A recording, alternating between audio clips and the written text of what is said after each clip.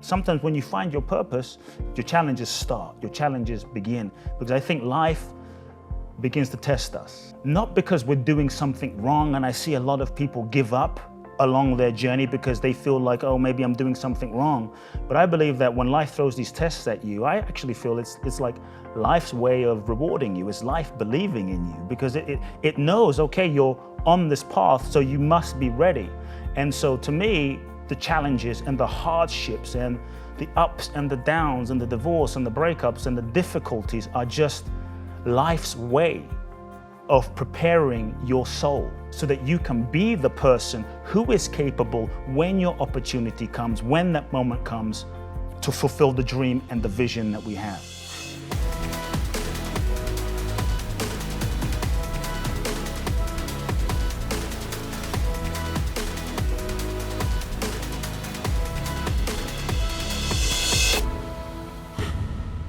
Hey everyone, welcome to Impact Theory. Today's guest is a best-selling author and transformational expert known the world over for his radical program, The Liberation Experience.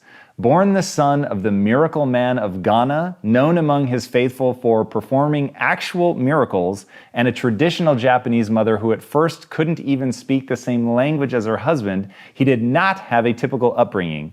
By the age of 8, he was speaking to hundreds of thousands of people through his father's massive string of hundreds of churches. And by the time he was just 14 years old, he was already an ordained minister, set to take over his father's ministry when the time came. But deep in his heart, he knew he was being called to do something different. So, after getting his education in London, he decided to strike out for America, a move that caused a rift between he and his father.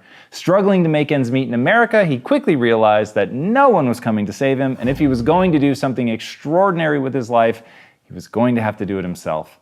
He adopted a deeply spiritual life, traveled around, learned everything he could, and eventually ended up developing what are now widely recognized as extraordinary breakthrough programs. Now a wildly successful speaker and transformation artist, he has written a book documenting his journey, a book that shows people how they too can facilitate massive positive change in their own lives. So please, help me in welcoming the author of You Are the One, Kute Blackson. What's up, brother? How you doing, man? Thanks for having me. Of course, thanks for being here, dude. Great to be here, man. So you definitely have like the gift of the flow. When it comes to talking and communicating, it is a very impressive gift. And it's interesting that you were getting up on stage at age 8 and all that stuff. Yeah. But where I want to talk about is the whole idea of these liberation experiences. What are they? Let's start with that. And then I want to drill into the specifics and why you set them up that way and why that particular setup ends up being so effective. Wow. You know, one thing I want to say, the gift of the flow, I believe is about really getting yourself out of the way. And I think for me, that's the secret of life. What do you mean by that? I think so often, like when I started speaking, my father just threw me on the stage and he said, my son is going to give the sermon. And I was asleep. I just wanted to play soccer. And so he threw me on the stage. And at first I was thinking, what am I going to say? You know, what's my topic going to be? And my mind was in the way. And there came a moment where I just surrendered. I just let go.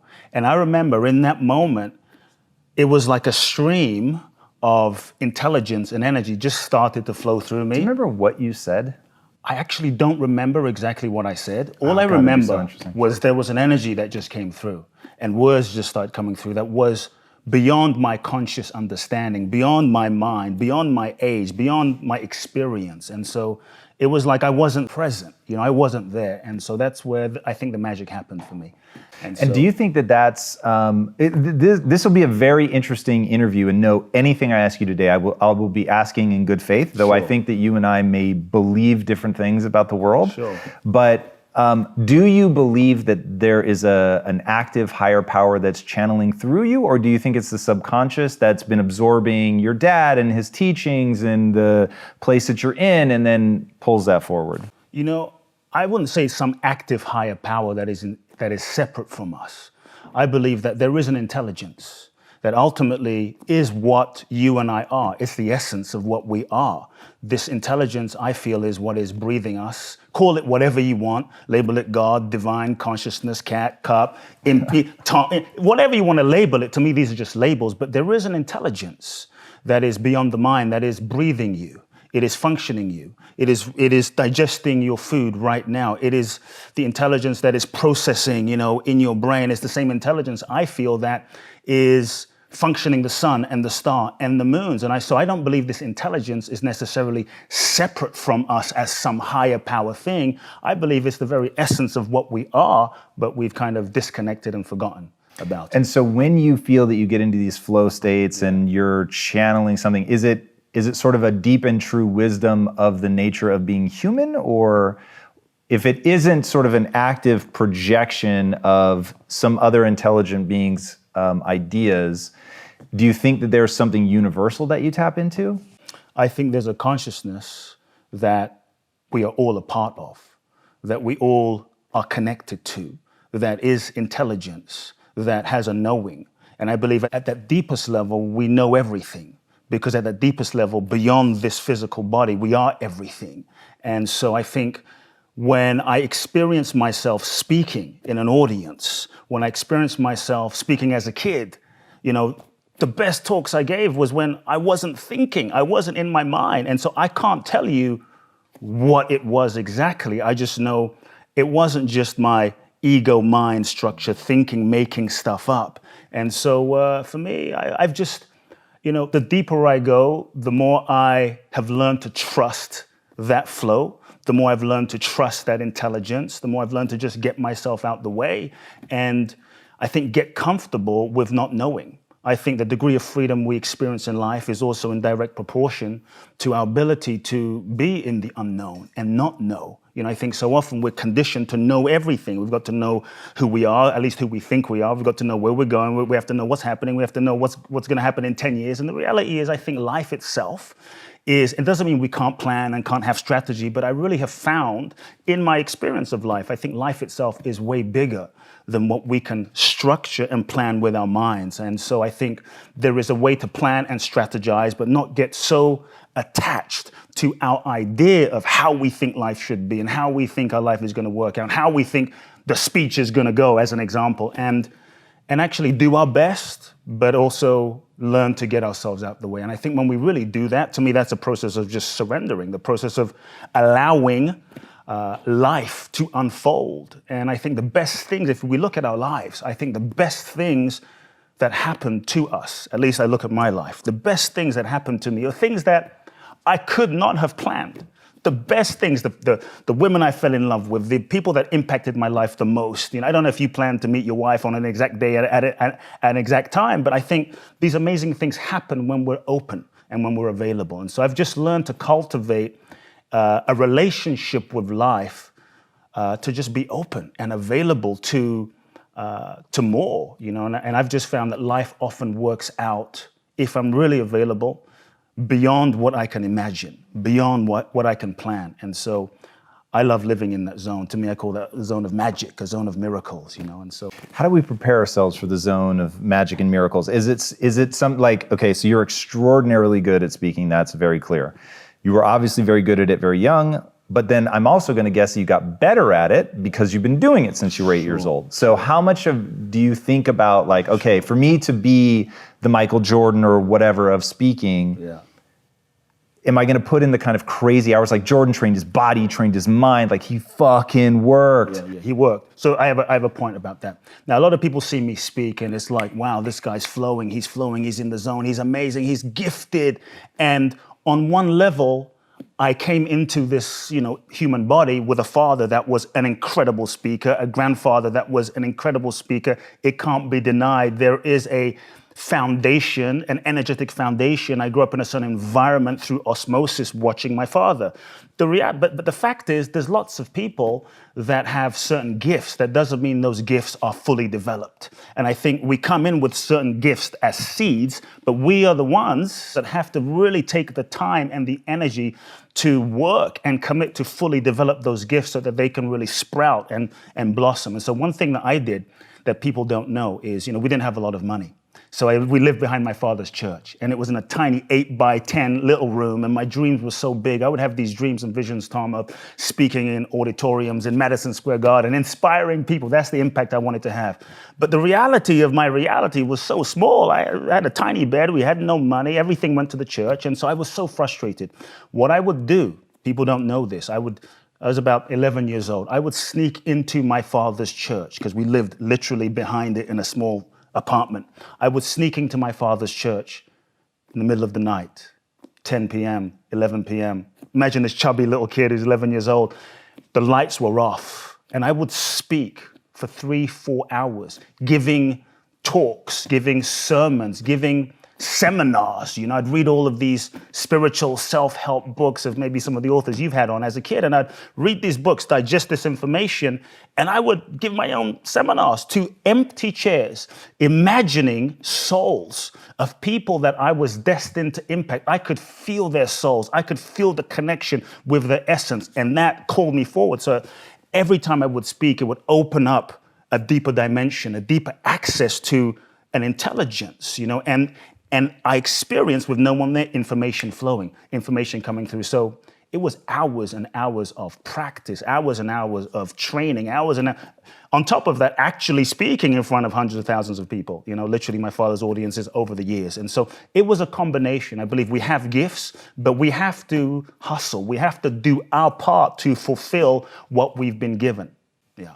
So it's a combination for me. Yeah, for sure. So going back to the notion of getting yourself out of the way, Yes. your the programs that you run, the Liberation Experience. Yeah, what is it? Yeah, well, yes, give me like a high-level description. Obviously, I know because I've heard you talk about it so much, but give people a high-level description. But then I want to go into something I have not heard you talk about, and I want to dive into like the philosophical fundamentals that I can feel running in the structure. Yeah. The Liberation Experience, which I don't really do anymore, but the Liberation Experience is literally a one-on-one transformational, experiential immersion journey where I take one person, it's me and you, no one else, to India. I take away your passport. I take away your money. You have a backpack. You have a pair of clothes. You have no idea where you're going. I make you write your will in case you don't come back. I make you write letters to everyone in your life in case you don't come back. And, for me, how it came about is I went to India for the first time 16, 17 years ago. I found myself on a small compartment of a train in the poorest section in India called Bihar with a mother and 5 children. The kid's head is literally hanging off of the train. And I thought, if this kid died right now, nobody would even give a shit. Nobody would care. How is it that we live in a world where we can send people to the moon, but we can't feed a child? This was crazy. And my heart broke open, feeling the suffering of humanity. And I just wept for like 3 hours. Then I looked into this woman's eyes and I felt this oneness. I felt what was looking at me was looking at her, and there was a connection beyond this physical form and difference. And my heart cracked open, feeling love. And I thought, what would happen if Bill Gates was on this train? What would happen if someone in a leadership position with a platform, with influence, with money, with fame, whatever, sense of leadership position was on this train having this oneness experience? What would happen and what would they do as a result of their own awakening and transformation? How would they use their resource, money, et cetera, to impact humanity for the better? And I thought, no one's crazy enough to do this journey with me. I built my coaching practice. And then I think it was 2006, 2007, I had this vision, create the journey. It's time. And I saw literally leaders around the world doing this journey. And that's when I created this crazy journey. So I take one person. We're in India for approximately 12 to 13 days. Giving up control. So the first thing I ask people if they want to go on this journey is, are you ready to die?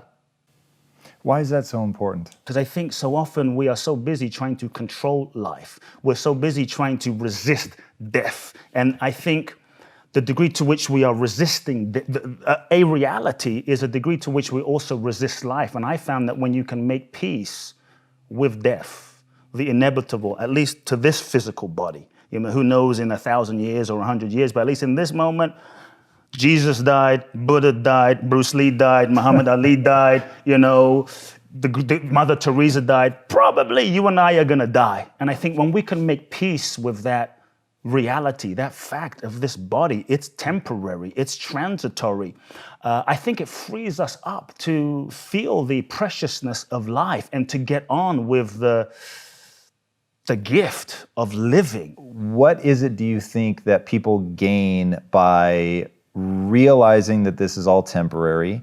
Why is that a freedom? Is it because they're no longer knowing that they have such a finite amount of time, like I can't waste living somebody else's life? Or is there something else going on that makes that I so think freeing? it's a combination. On one surface, I think there is a freedom, and it opens up the fierce urgency of knowing we don't have forever. So on one level, surface because level, urgency drives what? Fulfillment? Like I think the reality that you're going to die, the reality that you don't have till you're necessarily 65, 75, 85, and none of us know when that moment's going to come.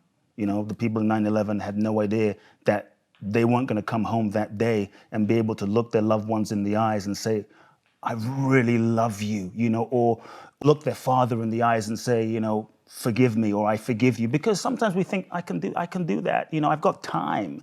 And I believe we don't necessarily have time. All we have to make an impact is this moment right now. Tomorrow is not some guarantee that we have. It's not a right that we have. It's a privilege. And so I'm a believer in facing death, embracing death, making it to me, it's nothing to be afraid of. It's a gift. How do you conceptualize death? Do you see it as just your absence, or? I think the body drops. I think the body drops. But when you're imagining it, because you've talked a lot about like really taking time every day to connect with it on like a deep emotional level. To feel it. What are you feeling? A sense of loss, freedom? I think initially it can feel like a sense of loss because we're conditioned to identify our sense of self, our sense of me as Tom, as Kute, as simply this body. And from childhood, we're conditioned to believe that you are this body, this form, brown, 32, 47, this hairstyle, this face, these features. And so we're conditioned to believe we are this identity. And I think the degree to which we identify ourselves as this structure, as this form, as this label, as this person, is also, I think, the degree to which we will feel a certain restriction, the degree to which we will also feel a sense of fear in the concept of death, because when this body dies, then there's this sense of, well, I'm dying. I'm dying. And so for me, the whole freedom aspect is the possibility that if this body is dying and you can make peace with that, is this you? Is this who you really are? And then it opens up the question, who are you really? Are you this body? This body every 7 years changes. The cells change every 7 years, regenerate. So literally after 7 years, you have a totally different body, a totally different cellular structure. Technically, you are a different person. And so are you just this body? Are you just your past? Are you just your memories? What am I? Who am I? And so I think this is the question. And so for me, death, the real death is not just the death of this physical body, because I believe that what we are is not just this body. We are something more than this physical body. I think the real death is the letting go of the attachment and the identification of this conditioned sense of self that we have learned to be based on our past, based on our experiences, based on our childhood, based on our conditioning, based on what our parents told us. You're this kind of person, you're not this kind of person, you'll never make it, you're stupid, you're amazing, you're great, you're not good at math, you're not a creative person. And so we identify with these thought forms and we identify with these belief systems, and then we hold tightly onto this sense of identification as a sense of me. And so really, I like to question people and ask you, is who you are who you really are? You look at a child is in touch with its innocence. A child is in touch with, his or her aliveness. It will dance naked. It's not thinking, am I fat? What do you think? You know, it's just that's freedom. You know, that's liberation. That's freedom. They're in touch with, you know, I like to call it the divine, you know, their essence, their soul. There's a free expansiveness that they're in touch with. But what happens? You know, we're born into a world where we meet our parents. You know, and our parents, they're just doing the best that they can do based on their past and their conditioning and their childhood and their traumas and just their life. And so we're born into this experience. And as children, we learn two things. The first thing is we learn all sorts of ways, often unconsciously, out of survival to shut down, disconnect, not feel.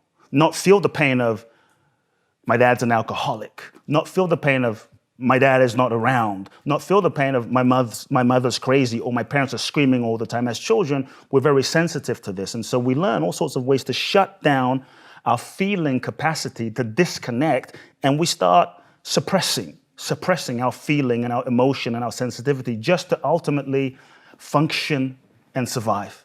And then we learn all sorts of ways to sort of go into the world. Me personally, I became the preacher's kid. I became the nice guy. I became the perfect son. The perfect person who couldn't make any mistakes. I became the responsible one, which was the over-responsible one. So we learned to develop all of these roles, you know, that we kind of suppress our feelings and our pain, and we develop all these roles to ultimately function and survive. So we contort ourselves into a certain shape to avoid pain, to get love and validation and approval. We contort ourselves into a certain shape. And then we identify with the shape that we've become, thinking, this is just who I am. And now we're so identified with this as me, but it's simply a conditioned sense of self. And so the more tightly we're holding on to this way of being, because maybe it worked for us when we were 5. It worked for us when we were 8. It worked for us when we were 10. But maybe it doesn't work for us when we're 22 or 25 or 27 or 30 or whatever the age is, you know. So often what worked for us when we were younger doesn't work for us as we're older. And so I think the degree to which we're identified as the sense of self inhibits our sense of freedom, inhibits our sense, our ability. Many people, we feel like that we have so much potential. You know, I think there's many folks listening and that we feel like, God, there's so much I want to give. There's so much I want to love. There's so much I want to do and express, but it doesn't get out because it's trapped inside of this sort of identification and these patterns of conditioning. So for me, I think one of the things that keeps us stuck in a simple level are all the ways we lie to ourselves. You know, all the ways we bullshit ourselves, all the ways we don't tell the truth to ourselves, all the ways we rationalize, I'm in a relationship and it's not so bad. It's okay. I should be grateful, you know. And the truth is, we know it's not aligned. Or maybe someone's working a job that they deeply hate inside, where they're compromising their integrity, but they're afraid of how am I going to survive if I'm really honest. And how do you balance the need for gratitude with the need to accept when you're actually not happy? I think we should not use gratitude as a spiritual bypass of our truth. I think it's okay to be gratitude, but if we want to be free, we have to be willing to be ruthlessly, compassionately honest with ourselves. For me, truth is yoga. Truth is spiritual practice. Truth is real meditation. And many times we go to God or whatever we believe and we pray, God, help me. And like God says, go tell the truth. Don't come to me. Go tell the truth. Be honest with yourself. So I think this is the start, asking oneself, okay, what lies am I telling myself? And be willing to sit with it, even if you're not willing to take action right now. Even if taking action might have certain consequences, at least be willing to stop bullshitting yourself and feel the truth, acknowledge the truth, burn in the truth. All right, so walk people through that, because I think that's really hard for people to hear that voice, to know how to interpret a body feeling and make it a conscious thought. Like, how do you walk people through that? You know, often sometimes people feel sick, or they feel depressed, or they feel something in their gut. You know, to me, this is your body sensation or your emotion is speaking to you in some way. It's a signal, what you might term as a negative feeling, pain, suffering, anger, resent. To me, this is a gift if you're willing to actually be present with it, to not judge it, to not label it as wrong, and actually get into relationship with it and feel what is the message of this sensation? What is the deeper truth that this pain, what is the deeper truth that this physiological sensation is trying to tell me, And I think so that can be a portal to the truth. So feeling. Do you have people journal or I think we can journal, but I think what's so important, we're so distracted in our world today. We feel something. Something feels off. Something feels a little uncomfortable. Something's a little off about this relationship. Something's off. Let me go into Instagram. Let me go into Facebook. Let me go into whatever it is. To not actually sit with ourselves. We've become afraid to sit with ourselves, and as a result of that, we disconnect from that deep, intelligent wisdom and knowing that is inherently inside of us. There is a part of us that knows. If we're honest, how many times have you? I mean, you're married now, but how many times maybe those listening in?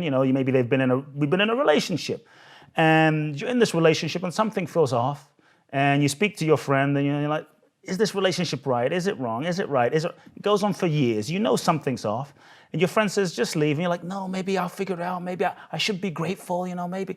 But the moment you break up, within seconds, you say to your friend, "I knew that was never going to work." Yeah. Because we know it. So I think part of truly reclaiming our power is the willingness to be responsible for what we feel and to actually own what we feel, look, it takes a lot of courage. I was going to say, how do you get people to build that courage? Because I know that's some scary shit for people. It is. It is. So how'd you do it? You ended up walking through a Vons, eating a loaf of bread, and then bouncing out of the place because you couldn't make ends meet. So how I did it Yeah. was I looked into my future. This is the moment where everything shifted. I was terrified. I was on a path. This is we're 18. This is London. This is 14 to 18. I was on a path the rest of my life to live someone else's life. To live someone else's life, vision for my life, misery. You see the pain there though, but you've talked pretty profoundly about going to LA. Not, $1 was a major expenditure for you. And you were like, I was fucking pissed. I was mad at my dad. I was mad at the universe or whatever, that things weren't coming together. Deep down, I knew that I was on the right path. So how'd you maintain that conviction? Because there was a feeling. So you've just learned to literally trust your gut. There was a feeling, Tom, that sure, it's challenging. Sometimes people think, find your purpose. The heavens open. The unicorns fly, the angels show up, and you know what? Millions and millions of dollars just show up. Oprah's going to show up at your door. Tom Bilyeu is going to knock and say, "Hey, come on in." It's not like that. Sometimes when you find your purpose, the real challenges just begin. Sometimes when you find your purpose, talk to me about that moment. The real tests begin. So for me, the real challenge happened when I told my father, "I'm not taking over your churches." I looked into my future. The reality of living a false life. Feeling that was so painful. That's what inspired me to be willing to take the risk to follow a different path. It was feeling, what lies am I telling myself? What am I pretending to not know? What lies were you telling yourself? The lies I was telling myself was, I wanted to be a minister. The lies I was telling myself is, it must be a reason I was born into this life. The lies I was telling myself was, my father's never going to ever speak to me again. The fact is, I didn't know. These were all the lies I was telling myself. They weren't true. So for me, I think sometimes when you find your purpose, your challenges begin. Because I think life begins to test us. Life begins to throw these challenges and tests, not because we're doing something wrong. And I see a lot of people give up along their journey because they feel like, maybe I'm doing something wrong. But I believe that when life throws these tests at you, I actually feel it's like life's way of rewarding you. It's life believing in you because it knows, okay, you're on this path, so you must be ready. And so to me, the challenges and the hardships and the ups and the downs and the divorce and the breakups and the difficulties are just life's way of preparing your soul. Life's way of preparing your mind and your body and sculpting you with the weight of these difficult times to develop the resilience and the fortitude so that you can be the person who is capable when your opportunity comes, when that moment comes, to fulfill the dream and the vision that we have. And so I actually believe our dreams and visions Our dreams don't belong to us. I think they belong to life.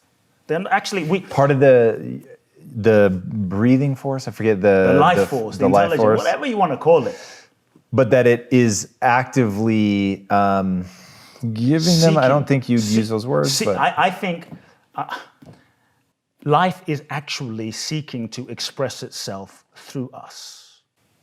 This is like some Zen koan shit. It's like I want to nod and smile because I worry that there isn't. Part of a Zen koan is designed by its very nature to get you to stop thinking about it logically. So I want to be respectful of what I can feel is a truth you're trying to get at, but feels somewhat ineffable. In terms of, we already have within us what we need. It's a life force that is breathing through us, that is giving us our, you didn't say destiny, but that's kind of what it feels like to me. Someone said to me the other day, how do I trust? How do I cultivate more trust? In the universe, in life, that it will work out. Trust in what? Just trust in life. How do I trust more and not be so stressed out about my life and in the universe when I don't know where I'm going? But that implies that the universe has good intention. Otherwise, you wouldn't trust it. Do you believe the universe has good intention? I believe the universe inherently has good intention and is unfolding itself. Yes, and so I believe if we're willing to look around. Just look around. Look at life. Just investigate yourself. Something is digesting your food right now. We don't have to know what it is. The fact is, you didn't sit here, Tom, after lunch. Maybe you ate a salmon or a kale or whatever your diet is, and you didn't sit there and go digest. And how is it that kale, or how is it that your ear didn't become a kale? There's an intelligence. I want to have a conversation with you that I've wanted to have with somebody for a while, and I've never found the right person. You might just be the person. Tell me if this is getting close to what you're saying. So I'm realizing very recently, in fact, that people are, there's a fundamental difference that some people have that I don't think other people have. And I'll call it, it might be as easy as intuit and perceive, to use the Myers-Briggs information, but some people are what I'll call a feeler, like they feel things. And so when you talk about seeing that kid on the train and weeping for 3 hours and having this exchange, that nothing that even rhymes with that has ever happened. I've had profound moments where I look at somebody and I have a very powerful realization about them, but I wouldn't, it is a very foreign idea for me to say that I've wept about that for 3 hours or something. So that tells me that I think we're experiencing life in slightly different ways, in ways that I think we can understand in each other, but in different ways. I'll call yours the poetic and mine the logical. Sure. I don't think they're incompatible. I think there's a beautiful interchange between the two. I think people tend to lean towards one or the other. But I think both experience both. You're obviously very able to talk about the logical and all of that. And I have experienced the poetic profoundly. This is going to be a weird reference, but roll with me for a second. So there's a graphic novel called The Watchmen by a guy named Alan Moore. And in it, he writes excerpts from different books, as if they were real books, but of course they're not. And one of them is from a book on ornithology, which is the study of birds.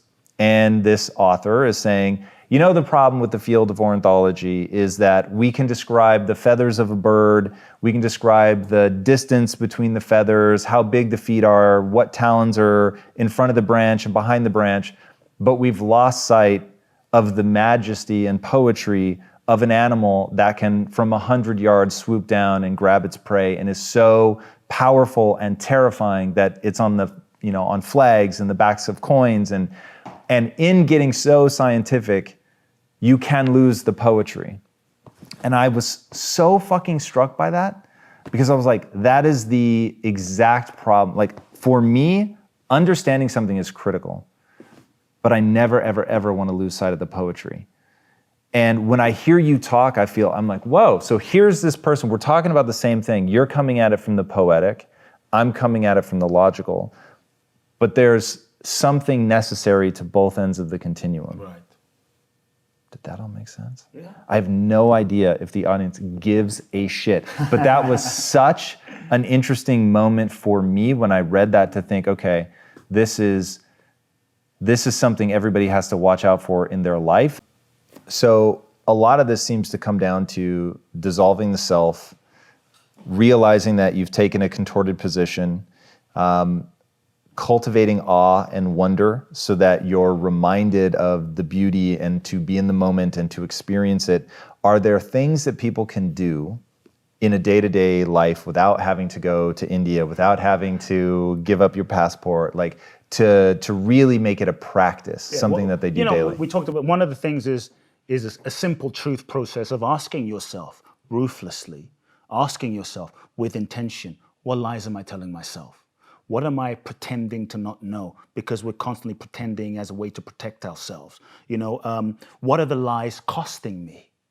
And actually being willing to feel the pain. And that's the key thing, because sometimes we know we're lying, but we numb ourselves from feeling the pain, which allows us to keep going. But actually taking the time, cultivating the space to feel the pain, to feel the impact of being misaligned, of not living in integrity, to feel that, to let it touch you. Because if we do, it hurts. It hurts. And sometimes we live for 10, 20, 15, 50 years disconnected. And so be willing to feel that, and ask ourselves, what am I most afraid will happen if I tell the truth? And face that fear. Really face it. Many times we make up, a negative future fantasy in the mind of what we think is going to happen, what could happen, what might happen, what should happen, that hasn't happened yet. And we freak ourselves out in the moment before it's even happened. And we paralyze ourselves in the moment from actually taking action, even though it's not even here right now, which is craziness, the craziness of the mind, And so I think if we can make peace with the scenario of the worst case, and we begin to free ourselves from it. So I think starting with the truth is a really important place to begin. You talk about radical responsibility, which I think is a really powerful idea. You talk about no one's coming to save you. If you're going to make it happen, it's going to come down to you. How do people that are open to a poetic life, but they also want to achieve something extraordinary, how do you help them blend that? What's the result of taking that kind of radical responsibility? To me, a poetic life is not doing nothing. It's not just like, okay, let's just flow. Let's just sit here. Let's just, to me, living surrender, a poetic life, living open, is giving everything you have to the moment fully. Giving everything you've got, 100% commitment, and doing everything in your control, in your human control, everything in your power. Making the phone calls, doing the work, doing the study, but making sure you've done everything that's in your power, but also not attaching to the end outcome. Because I think when we attach to the end outcome, we limit the result. We limit what the result is, what's possible for us. And so for me, a poetic life is living 100% committed, but also open to maybe there's also something bigger than we can imagine for ourselves. Maybe there's something more than we can imagine. And many times we're not always able, based on our current level of consciousness, based on the current state of our own, identification, when we're living inside of an egoic sense of self, we're not able to see the totality of what's available for us. We're looking through a certain lens, a certain limited reality. So we don't necessarily know. Sometimes what we think we want is only what we think we want based on who we think we are. But if who we think we are is actually limited, then what we think we want and the goals that we set will also be a little limited, And so many times I've seen people achieve certain things and achieve certain goals only to realize, wow, I achieved what I thought I wanted to achieve. Is this it? This is not it. There has to be something more. And I think we have to then really ask ourselves that question, who am I really? And get in touch with, who am I really? And so I think we have to do everything we can do, but remain open to the magic, remain open to something more, remain open to what it is that is seeking to happen. I look at someone like Mandela. If we're going to talk, this is not a guy who was lazy. This is not a guy who was, sitting at home or being a victim. This is a guy He wanted to make a difference. He wanted to have an impact. Probably had an idea for his life, but I'm sure that if he tried to control his life and make it what he thought it should be, I guarantee you it wouldn't have been what it ended up being. His life ended up, I'm sure, bigger than anything he could have imagined. Anything he could have imagined and created with his willpower. I don't think he wanted to go to prison for 26, 27 years. I don't think that was in his strategy board. I don't think that was on his vision board. I don't think that was on his 10-step goal list. Yes, go to prison, become president of South Africa. I don't think that was in his plan. And so sometimes life, I think, has a bigger plan, a bigger intelligence that we get to cooperate with. And I think to do that, we have to do our part. We have to step up. We have to do the work. We have to do the exercise. We have to strategize. We have to do everything we can do. Look at what you're doing. Do everything you can do. But don't limit what's possible. Stay open to what I call the highest good. And we don't always know what the highest good is. Would it have been right for Mandela to not go to prison? To not go to jail? Should we have forced that outcome to not happen? I'm pretty sure if that didn't happen, he wouldn't be the Mandela we know, and he wouldn't have had the impact he had. And so I'm just saying, give everything, but also be open at the same time. We can't be so attached to how we think life should be based on our limited concept of ourselves. But it is a very difficult collaboration. It is. And one of your stories illuminates this point wonderfully. You were trying to get some shows put on air. You worked your ass off, finally get an offer from a major agency. Major. And then what happens? I wanted to be the next Oprah. This was in my early 20s. I was pitching everyone. I was pitching David Geffen, Richard Branson, found Steven Spielberg. Knocked on their doors, drove them crazy. And I finally I met these two managers who used to manage Michael Jackson, J-Lo, Backstreet Boys, mega guys, Mariah Carey. I sat in their office, pitched them, 21 years old, pitched them my idea. They looked at each other, and cut long story short, they said, we're going to turn you into a star. We're going to call the guy at Fox. Within a year or two, you're going to have a talk show, and we're going to make you a star. Here's the contract. Come back tomorrow. Think about it. I went home, meditated on it. Everything in my gut was no. Something isn't right. I could have overrode it. I could have forced it through. I could have made it happen. But I have found that when I don't listen to that deep knowing that is beyond the mind, my mind was telling me, you got to sign this thing. This is an opportunity. But something deeper, call it intuition, sensing, something that was beyond an emotion. It was beyond the feeling, was saying, something's not right. No, it was a no. And I just chose to listen to that and turned it down. And they said that was crazy. And they said, it's not meant to. They said you're crazy and you've lost your mind. Do you know what's in front of you? And so for me, I realized this was a soul test for me on my path. Am I going to compromise my truth, my purpose? I think if we compromise ourselves from the beginning, we compromise ourselves all the way. And we start losing respect for ourselves. And so I said no, and I went a whole different path. And I found, and look, I was pissed off, I was upset, I was a little depressed. What were you upset with? Because that's the most interesting part of the story. I'm not gonna deny I was a little upset because I so wanted, you don't understand, if anyone went for it, I went for it. I tracked people. I've heard the stories. I tracked people down. And so I went for it. I wasn't just sitting at home. So I so wanted this idea of what I thought my life should be. And I so wanted it. I was so attached to it. So when I was guided otherwise, I felt disappointed. I felt depressed. I felt kind of mad, at life. I'm like, but I so want this, and yet it's so clear my guidance is taking me in a different direction. And I often say that, look, sometimes not getting what you want is a blessing. It's actually a blessing that we can't always see right now. And I see that, looking back in wisdom, over a decade later, I really realized that had I gotten what I thought I wanted at that time, I probably wasn't ready. There was a mental, emotional, physical, and spiritual development that I had to go through to live life, to experience life, so that I could truly fulfill my true purpose in this lifetime.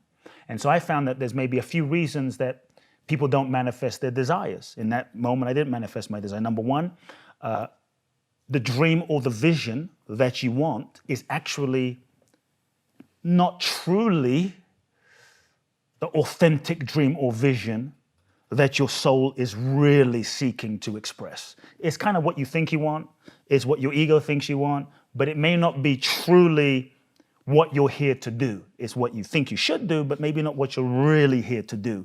And so I think the dream or vision not happening is sometimes just a course correction of the universe saying, it's just feedback saying, it's not happening, not happening, not happening.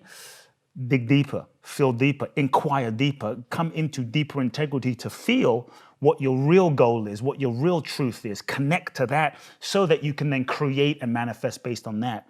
The other thing is sometimes there's timing. Sometimes the timing isn't quite right. The climate's not ready, you're not ready. The third thing that I found in my case was sometimes there's still certain lessons that you need to learn.